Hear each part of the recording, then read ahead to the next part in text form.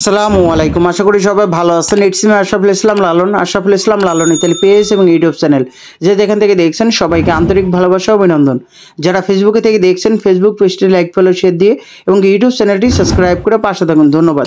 তো আজকে টপিকটি হলো যে ইতালি বিএফএস গ্লোবাল আজকে কি পরিমাণ রিটার্ন পাসপোর্টে ভিসা ডেলিভারি দিয়েছে এবং কি পরিমাণ রিটার্ন পাসপোর্ট রিজেক্ট দিয়েছে এবং কি পরিমাণ রিটার্ন পাসপোর্ট পুনরায় বিএফএস গ্লোবাল কল সেন্টার থেকে কল দিয়ে পুনরায় সাবমিট করছে এবং কি ইতালি ওয়ার্ক ভিসার সকল কার্যক্রম কিন্তু চালু আছে এখন এবং কি অ্যাপয়েন্টমেন্ট বিষয় নিয়ে কিছু কথা বলবো। তো আজকে 9 মার্চ 2025 রোজ রবিবার। তো আজকে ভিসার আপডেট হলো যে আজকে মোট রিটার্ন পাসপোর্ট ডেলিভারির সংখ্যা ছিল না একটাও, মোট রিটার্ন পাসপোর্ট সাবমিটের সংখ্যা ছিল 2টি, মোট রিটার্ন পাসপোর্ট রিজেক্টের সংখ্যা ছিল 21টি, মোট ভিসার সংখ্যা ছিল 31টি। এর মধ্যে ফ্যামিলি ভিসা ছিল 17টি, এগ্রিকালচার ভিসা 9টি, স্পন্সর ভিসা 2টি, ডোমেস্টিক ভিসা একটাও ছিল না, ট্যুরিস্ট ভিসা 3টি, স্টুডেন্ট ভিসা একটাও ছিল না, বিজনেস ভিসা একটাও ছিল না।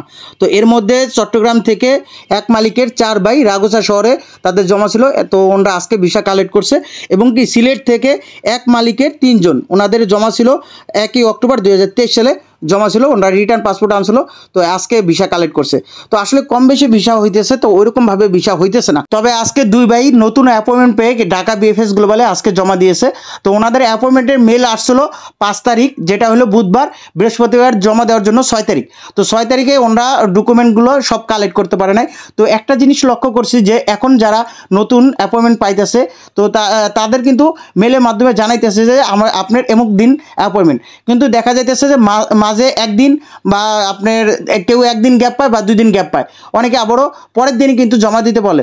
তো একদিনের মধ্যে তাদের এক্সপিরিয়েন্স সার্টিফিকেট এবং কি তাদের ডকুমেন্টগুলো এগুলা সব কিছু রেডি করতে পারে না। তো এতে করে তাদেরও কিন্তু একটা সমস্যা হইতেছে, কারণ কি তারা এগুলো জানে না যে হঠাৎ করে যে অ্যাপয়েন্টমেন্টটা পেয়ে যাবে। তো হঠাৎ করে যেহেতু অ্যাপয়েন্টমেন্টটা পেয়ে যায় তখন কিন্তু এই ডকুমেন্টগুলো তৈরি করতে বা একদিন সময় লাগে। তো ওই ভাইরা কিন্তু একদিন সময় পায় নাই, যেহেতু 5 তারিখে মেল আসছিলো 6 তারিখে জমা দেওয়ার। তো 6 তারিখে ওনারা জমা দিতে পারে নাই। তো ওনাদের কিন্তু 6 তারিখে কিন্তু ওনাদের আবার কল দিছে যে আপনারা কেন জমা দিতে আসলেন না।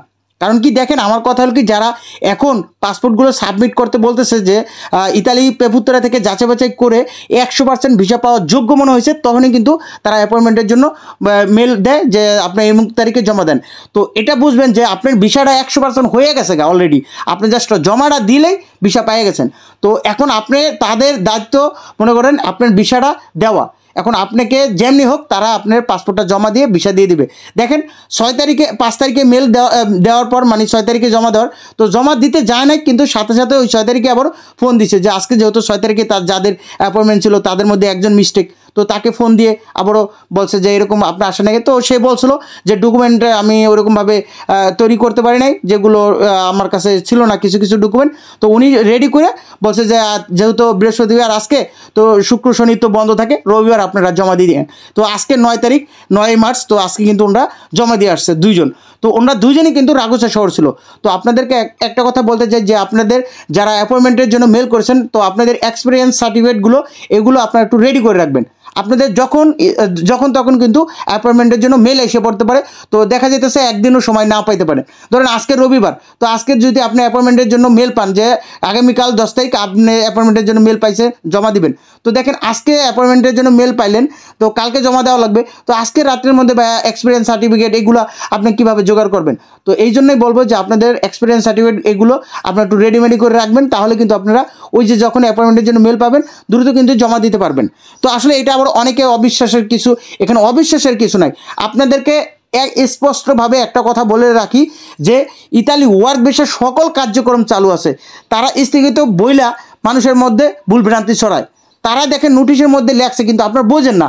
স্থগিত বলছে যে আগের কাজ থেকে তারা মানে এই যে 2023 সাল বলেন বা 24 সালে যেরকমভাবে কাজ হইতো, তো ওইটাকে একটা আইন পাস করছে, যেটা হলো যে 2024 সালের 11 অক্টোবর স্পোর্টল ইউনোকো সংস্থার মাধ্যমে যাচাই বাছাই করে আপনার নলস্তা যদি সঠিক হয় এবং কি আপনাদের সকল ডকুমেন্ট যদি সঠিক হয়, ভিসা পাওয়ার যোগ্য মনে হয়, তাহলে আপনাকে সরাসরি পাসপোর্টটা জমা দিতে বলবে।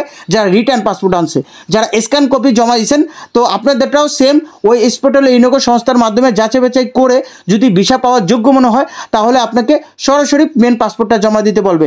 যারা অ্যাপয়েন্টমেন্টের জন্য মেল করেছেন করেছেন, তো আপনাদেরটাও আপনাদের ডকুমেন্ট কিন্তু তাদের সার্ভারে আছে। তো আপনাদের ডকুমেন্টটাও যদি যাচাই বাছাই করে দেখে যদি ভিসা পাওয়ার যোগ্য মনে হয় তাহলে সরাসরি মেন পাসপোর্টটা জমা দিতে বলবে। তো এইখানে আপনারা স্থগিত লেখাটা দেখা বিএফএস গ্লোবাল এই একই নোটিশ সেই 2024 সালে 11 অক্টোবর আইন পাস করছে, সেই নোটিশটাই বারবার তারা দিতেছে। তো এখানে স্থগিত ওই জায়গাটা উল্লেখ করতেছে, এটা আপনারা ভাবেন যে এখন স্থগিত ভিসা দিতেছে না বা এরকম কিছু। দেখেন সেই 2024 সালে 11 অক্টোবর সেই স্থগিত তখন ছিল। তো তারপর থেকে কিন্তু অনেকে ভিসা পাইছে, রিজেক্ট হয়েছে। আপনারা নিজের চোখে দেখছেন, আপনার প্রতিবেশী ভাই ভিসা পাইছে, আপনার প্রতিবেশী ভাই এবং কি আপনার স্বাস্থ্য ভাই তারা কিন্তু ভিসা পাইছে, রিজেক্ট হয়েছে। তো আপনি নিজের চোখে দেখছেন যে ভিসাও পাইছে, রিজেক্টও হয়েছে, অ্যাপয়েন্টমেন্টে পায়েও জমা দিতেছে। তো এখানে স্থগিত এই জিনিসটার মানে কি? স্থগিত এইটাই হলো যে আগের তারা যেভাবে কাজ করছে ওই কাজটা স্থগিত, কিন্তু নতুনভাবে এটাকে যাচাই বাছাই করবে। তো আপনাদেরকে আমি 100 বার বলে রাখলাম যে এটা আমি কয়বার বলবো, মানে প্রত্যেকটা ভিডিওতে বলি যে আপনাদের ওয়ার্ক ভিসা সকল কার্যক্রম চালু আছে, সকল কার্যক্রম চালু আছে, তবে সীমিত আকারে। এই যে আজকে অ্যাপয়েন্টমেন্টটা পাইছে, অ্যাপয়েন্টমেন্ট পাওয়া মানে কি যে সবাইকে গণহারে অ্যাপয়েন্টমেন্ট দিতেছে এরকমটা না, আবার সবাইকে যে গণহারে রিজেক্ট দিতেছে ওইরকমটা না, আবার সবাইকে যে গণহারে বিষয় দিতেছে ওইরকমটা না। তারা কিন্তু কোনো রকম সিরিয়াল করতেছে না কোনোভাবেই, তারা কোনো সকল কাজটাই চালু রাখবে। তবে তারা যদি এভাবে দেয় তাহলে আসলে কয় বছর লেগে যায় এটা আপনার আমার কল্পনার বাইরে। তবে আমি অনুরোধ করব তারা যাতে দ্রুত কার্যক্রমটা চালু করে।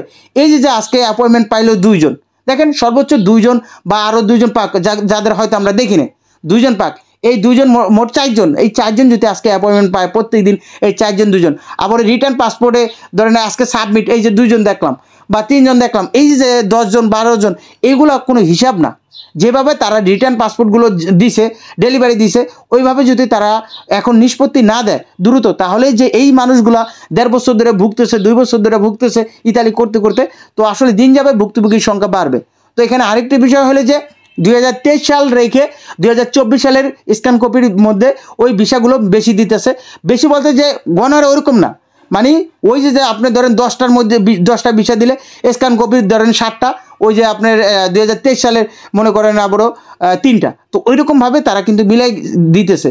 তো আসলে আমরা এই যে এটা বলবো যে যারা 2025 সালে নুলস্তাগুলো পাবে তাদেরটা কিন্তু নিখুঁতভাবে এবং কি কঠিনভাবে যাচাই বাছাই করে কিন্তু তারা নুলস্তাটা পাইবে। যারা নতুন ক্লিক ডে করছে, আবেদন করছে 2025 সালের ফেব্রুয়ারিতে 5 তারিখ 7 তারিখ এবং কি 12 তারিখ।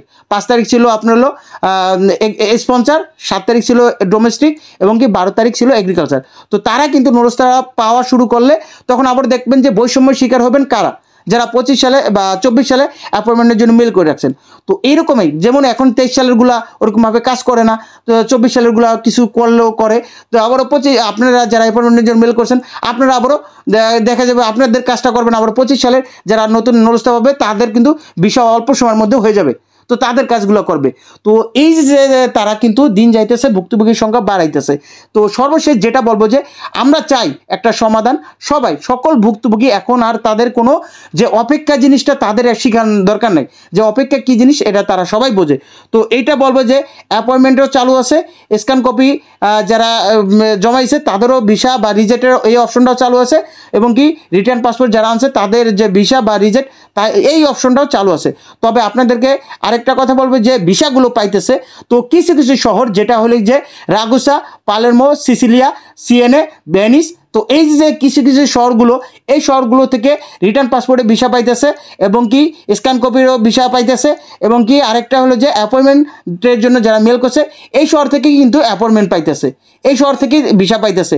আর আপনারা জানেন যে অ্যাপয়েন্টমেন্ট পাওয়াই মানে কি 100% ভিসা। আসলে দুঃখজনক ব্যাপার যে আমারও একটা প্রশ্ন, আসলে বাকি শহরগুলো কি দোষ করছে? সেই শহরগুলো কি সব কোঠাগুলো কি এই যে পালেরমো, রাগুসা, সিসিলিয়া, সিএনএ, ভেনিস এই শহরগুলো থেকে রাখছে?